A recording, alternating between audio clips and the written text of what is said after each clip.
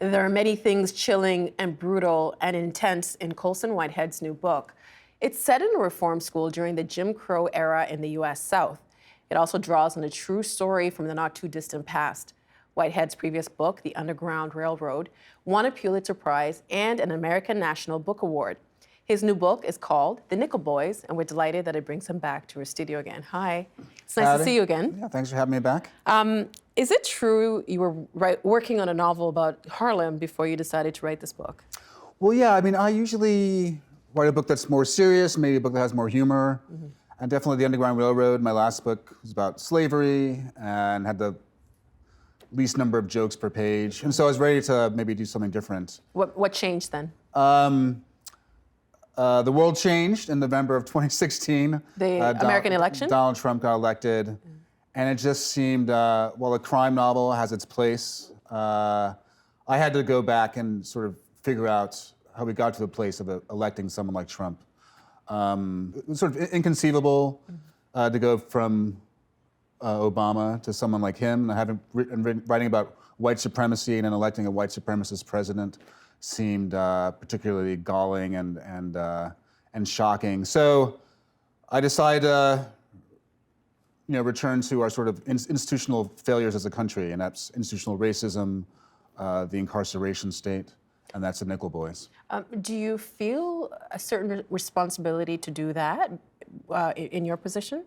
It's really, for me, I think I've written about American history and race, and I've also written about New York City and poker and zombies, and I try to mix it up, and like a lot of people, I have a lot of different interests. So I didn't feel a duty to talk about it, but I felt just for me to make sense of what's going on in the country, it made sense for me to do it. You won a Pulitzer for your last novel, The Underground Railroad, and you said it took you 16 years to write that book. How did you find your voice for this book? It came very quickly. I felt a real connection with the material very early on. It's a realistic book as opposed to having a sort of fantastic structure like The Underground Railroad. It's very linear. It's very close to the two protagonists, these two young teenagers who get sent to this reform school. And I think I was traveling a lot doing promotion. I was distracted because of watching CNN all day. And I think having to maintain, having a good grounding in the book early, having a sort of laser-like focus on these two boys helped the book come together fairly quickly. In what ways? Well, the book is very short. I had an idea of the two boys and their divergent fates very early. Because I was so distracted just from traveling the world because the other book did so well, I had to learn how to write in hotels and on planes and on trains and write in a very different way than I usually do, which is I'm in my apartment, I write a page, take a nap, write a page, weep for half an hour. Do you think that there was a sense of urgency to write this book in that way? I think the subject matter it's more of a straightforward tragedy than my previous book, and there's a sense of inevitability, and I think that guides the reader through the story and was guiding me as its creator to its conclusion. Let's talk about the book. Paint us a picture of what life was like for Black people during the time that Nickel Boys is set in. It takes place in 1963, and we are about 10 years into the civil rights movement. Martin Luther King has been famous for a while and has had a few triumphs. So that our protagonist, Elwood, who's a sort of straight-A student in Florida, is inspired by him. He's grown up listening to Martin Luther King's speeches and sees a role for himself in the civil rights movement, marching, writing. It's before a lot of the Jim Crow laws are still in effect in the South. What are the Jim Crow laws? They spring into being after the Civil War to restrict Black possibility, Black movement in the South. And so different schools, different neighborhoods. Segregation. If you're walking down the street, don't get out of the way of a white person, you can be put in jail. Obviously, lynching is illegal, but comes out of that sort of restrictive Jim Crow atmosphere. And so it's before the amendment that secures a lot of African American rights in 1964, 65, and people are still fighting. And so Elwood finds himself sent to a reform school. How does he end up there? Because he does everything, it seems, on the straight and narrow. Without giving away too much of the book. Sure. You know, the system is set up in a way that because of institutional racism, no matter how good you are, you can be caught up in the net of the malevolent state apparatus. So Elwood's a straight A student. He hitches a ride in the wrong car and gets sent to the Nickel Academy, which is a reform school. And it's based on the Dozier School for Boys in Florida. Tell us a bit about that school. Sure. You didn't want to send teenagers to a prison with violent offenders. And so if you were a nonviolent juvenile delinquent, you stole a hubcap, performed some vandalism, you get sent to a reform school. But there are also warehouses for lost kids. And so kids who didn't have parents or an orphan, a ward of the state, you're sent to this place. You have school one day, working on the farm the next day, and after a year or two, you've served your term. Or if you're an orphan, they find a place to put you. And you call the Dozier School the Nickel Academy in the book. Right. What is the mission of the Nickel Academy for these boys? To reform and educate and put them on the right path. And in real life, the Dozier School was open for 100 years. But of course, this happens in these kinds of places where there's no real oversight. And it could be a reform school or a Catholic orphanage or a, what do you call the schools for? Residential schools. Residential schools in Canada. There's a lot of possibility for abuse, sexual abuse, physical abuse. And in terms of the Dozier School, the guards ended up killing some of the students and burying them in a secret graveyard. So in real life, when it closed down in 2011, some of the survivors, men in their 50s and 60s, came forward and said, this happened to me at Dozier. And they dug up the graves and started figuring out, identifying some of the dead kids and recognizing what happened there.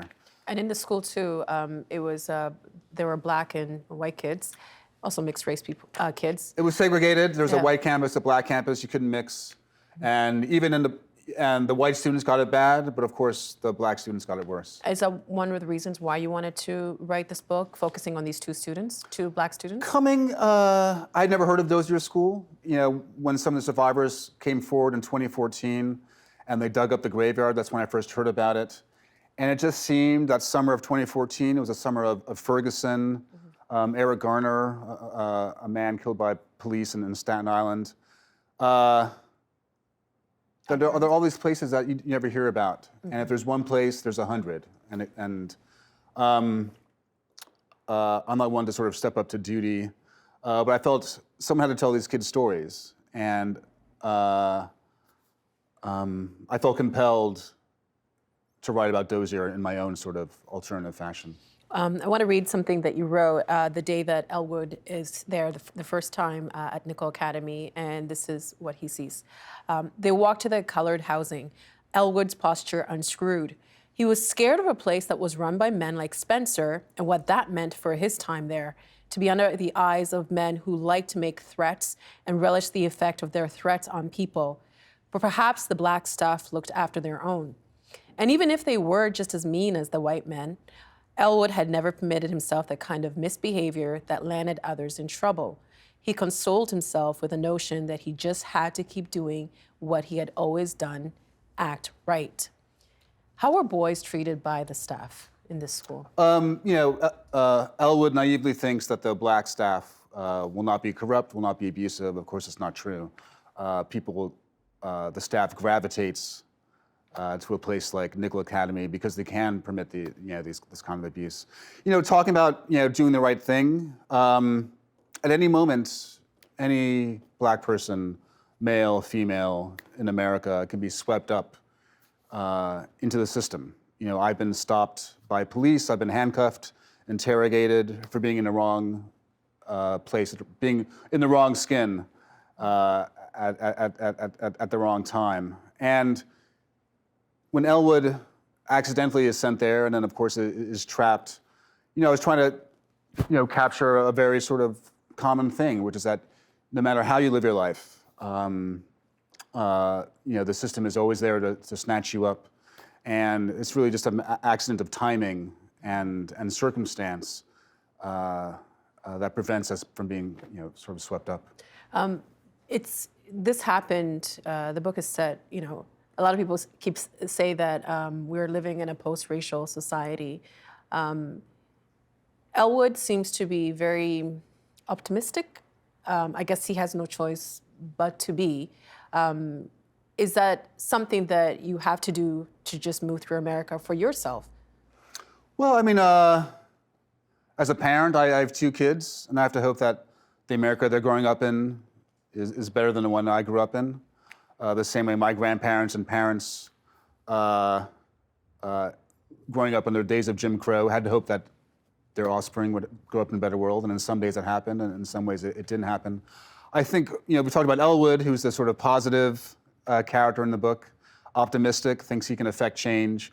The other character is Turner, and he's an orphan, streetwise, and he's in Nickel Academy for vandalism and He sees it very differently. Sees it very differently, and some might say more accurately, things aren't changing. And I think in that summer, in the winter of 2016, I was wrestling with those 2 bits of myself, the optimistic self, which does believe that America can get better, and the cynical self that, perhaps thinks that we do make a little bit of progress and then we fall back. We make a little bit of forward progress and fall back. And so in writing the book, I was wrestling with those 2 parts of my nature, and Elwood and Turner, the 2 boys in the book, end up embodying these different parts of myself, but also I think a lot of people. Where are you now? Which part? Well, having read the book, I think what happens to each boy. I go back and forth. I think I have to maintain a positive outlook, if not for me, for my children. And because what could the alternative be? It would be too scary to leave your own home. It's to give into despair and nihilism, and to not do whatever give whatever contribution we can to a better world. And for me, it's writing, and in figuring out how we can produce a place like Nickel, a place like Dozier, and creating a stage for these two different sort of fates for young Black men to unfold. Maybe I can help people by providing this different sort of point of view on how the world works, allow other people a way to figure things out, or different perspective on the incarceration system, or abuses in homes where we take care of children. And now we have, there are immigrants being detained at the southern border of America, being split into their families. They're being looked after by contractors who aren't licensed and haven't been vetted. And so the abuses that we've been talking about in terms of residential schools here or Dozier are being repeated. And those children grow up to be partially ruined. If they ever, figure out a way to put the trauma behind them, they've had their lives altered by being in these kind of corrupt institutions. And speaking of trauma, some of the stories, what is done to the boys, you did a lot of research for this. What kind of impact does that have on you to go through all these things that happen to real kids? I think, doing 2 books in a row where I am sort of, I'm writing about slavery, I'm writing about the worst of Jim Crow. Definitely in the last 3 months of writing Nickel Boys, I was very depleted. I'm very compartmentalized when I write. I'm writing and then I'm done and I hang out with my family and I cook dinner and can be a sort of normal person. With this book, the sort of daily onslaught of the current administration in America, writing the book, wanting to do more research, I couldn't write and then watch the nightly news and then watch this documentary by Ava DuVernay about prisons. It was just really too much. And 13, right? Yeah, 13. I was saving it, and then I could never just get the energy to read, to look at it. But could writing this book also be seen like an act of defiance? Because during Jim Crow, you wouldn't have been able to do that. Sure. I mean, I think that the story is out is an act of defiance. You know, the boys tried to tell newspapers, the government for years, and they would have a brief investigation. We're going to outlaw corporal punishment, and then of course they just move it to a different building on campus, out of sight of visitors. So the boys have tried in their own way for decades and decades to try and get their story out. And if the Nickel boys finding some sort of audience, shining a light on what actually happens, gets their story out there, I'm very happy. There are also men in their 60s and 70s who've grown up being ignored and having their stories not taken seriously. Because this school just closed recently, right? It just closed in 2011, and there were a series of reforms, and so it wasn't as bad in 2010 than it was in 1901, obviously. But it was still in such a terrible institution that it was closed down. Well, there's something, you mentioned Dr. King earlier, and Elwood gets a record of one of Dr. King's speeches, and he listens to it, and it changes him. What impact do the words of Dr. King have on Elwood? Well, he's 16 when he goes to the school, and Dr. King has been a national figure for 8-10 years. So he's grown up thinking that we can affect change, that young people can sit at lunch counters, they can march, and Brown versus the Board of Education will be decided. You can actually make change by standing up. We pull back, and what happens to someone like Martin Luther King, who's struck down? What do we do with our sort of visionary political figures, whether it's Malcolm X with one idea of Black progress, Martin Luther King, JFK, they're struck down. We eliminate them. And so Elwood, before he gets to Nickel, is very much, I think, capturing the mood of a lot of young Black Americans in 1963, full of the idea that we actually are moving forward to a better place. And in 2018, 2019, we have in some ways, but also we have a long way to go. But in a way, though, that the recordings of Dr. King kind of give him hope when he shouldn't have any hope. And they gave me, in doing the research and going back to his speeches, he was such a singular figure. It's hard to believe that he actually existed in some ways. And he must have been terrifying to the order, the Jim Crow order, in 1955, 1962.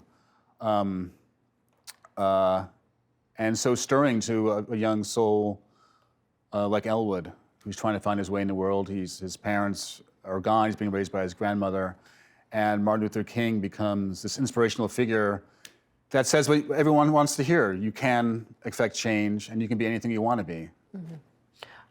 Has anyone been held accountable for what happened in the Dozier school? Not accountable. In the real life school, Dozier, the people who, there are a few memoirs written by people who were there, and they mentioned one superintendent, especially a one-armed man who lived to the, he died recently, but he worked there for decades and decades. After he retired, he was given a Good Citizenship Award by the town and was never held accountable.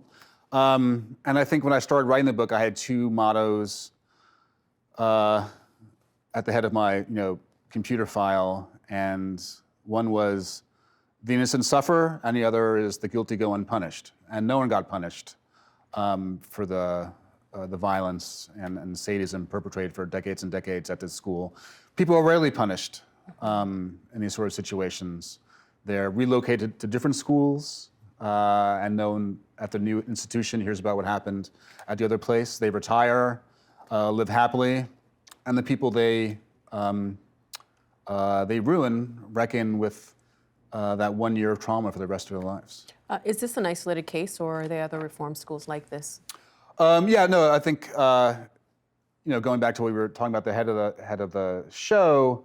I think any place where you have children who are being warehoused with not a lot of supervision, you're creating an atmosphere for this kind of abuse. So a lot of different reform schools, but it can be an orphanage. It can be, there are very fancy private schools which have a culture of abuse.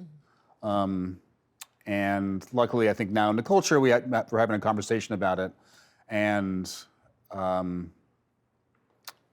it's not as common. It doesn't go on as long. I don't think you have to go very far to find. Oh yeah, there's unfortunately these boys came to be known as the White House Boys. Have you been in touch with any survivors?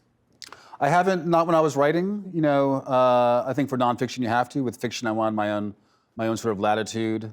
I got a letter from one of their surviving boys who wanted to meet. So I guess we'll arrange a meeting. I didn't want their real life story to intrude upon my fiction, and I think nonfiction has that. You have to be accurate and not deform what actually happened. But now the book is coming out, and definitely when I go to Florida, I'm sure I'll meet more of these men, the White House Boys. So that's coming up. You've said that when you write, it's sometimes a quest to find out more about yourself. Writing this book, what did you find out about yourself? I think wrestling with optimism and pessimism, and how do you reconcile these two very different ways of being in the world. I think most of us are a mixture. I think we get a lot of things done when we can see the possibility in the world. Then also, I think being cynical and realistic also has its advantages. So I was writing about my own sort of struggle to figure out how to be in the world, how to figure out a philosophy of being, and I think. Maybe in the last 5 pages of the book, you might have an indication of where I am these days. I won't even. This book was. It was incredible. It was heartbreaking, and it was beautifully written. Thank you for telling this story. No, thanks for having me on. Thanks. The Agenda in the Summer with Nam Kiwanuka is brought to you by the Chartered Professional Accountants of Ontario. CPA Ontario is a regulator, an educator, a thought leader, and an advocate. We protect the public. We advance our profession. We guide our CPAs. We are CPA Ontario. And by viewers like you. Thank you.